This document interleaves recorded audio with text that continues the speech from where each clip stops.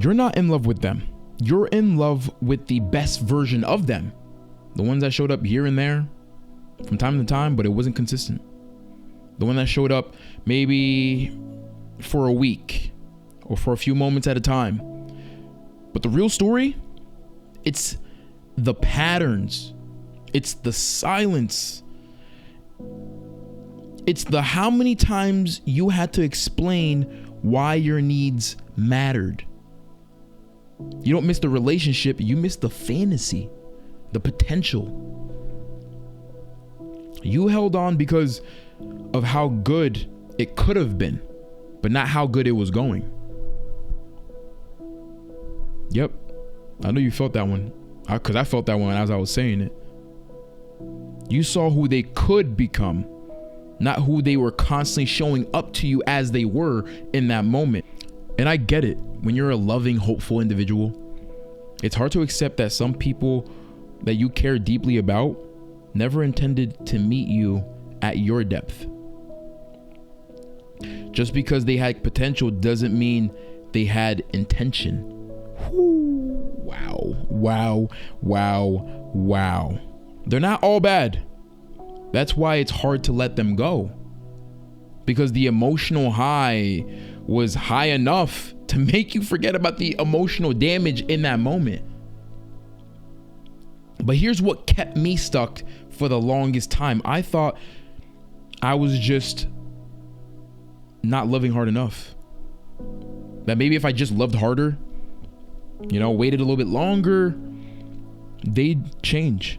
They'd see my worth. They'd become the version I imagined in my head.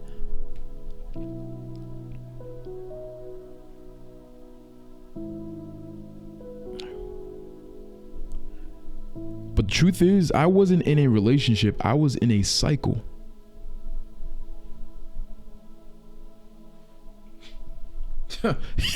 Wow. Let's talk about scripture. Philippians 4 verse 8.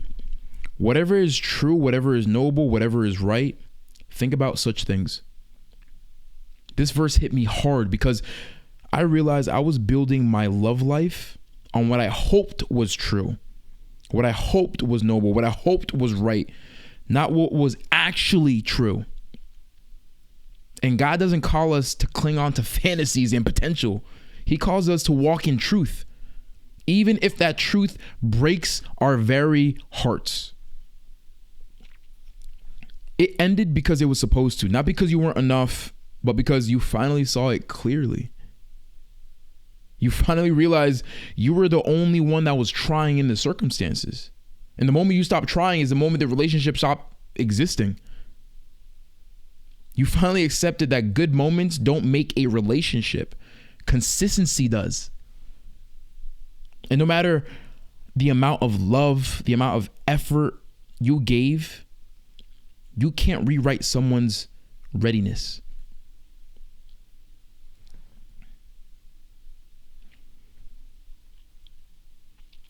And I'm still in this season of accepting this because I didn't lose her. I simply just stopped chasing. And it's so hard to realize if I showed up, if I put in more effort, if I could have held on to whatever breadcrumbs or circumstances that it was, but I would have been abandoning myself in the process. I would have been losing my self-respect in the process. I would have been still miserable in the process because it wasn't a relationship. It was a cycle that I was holding on to. And it breaks my heart to think about that, but it's the truth. It's the reality. Letting go of someone you imagined a future with is hard. It's so difficult. But holding on to someone who keeps hurting you is even harder. And ask yourself, because they probably do the push-pull, come back here, maybe later, whatever it may be. But do you deserve someone who comes back, or do you deserve someone who never left in the first place? And you're not healing because they weren't good. You're healing because you gave them goodness and they mishandled it. That's why you're healing. You're not healing because they're a horrible person. You're healing because you were such a great person and they mishandled you. But now you're free. That's the truth. You are free to love. You are free to find somebody that actually can take care of your heart and give you the love that you deserve. So let me know in the comments, what is one thing that a piece of you is like clinging on to, like a fantasy? What are you still holding on to fantasy wise, potential wise? And let's talk about it, because you deserve to heal, and this time for real. So if you're healing, if you're in the season of healing, you don't have to do it alone. Join our healing community. Link is in the description, and I'll see you there. But thank you for watching. Thank you for being along this ride with me. Peace from Dees.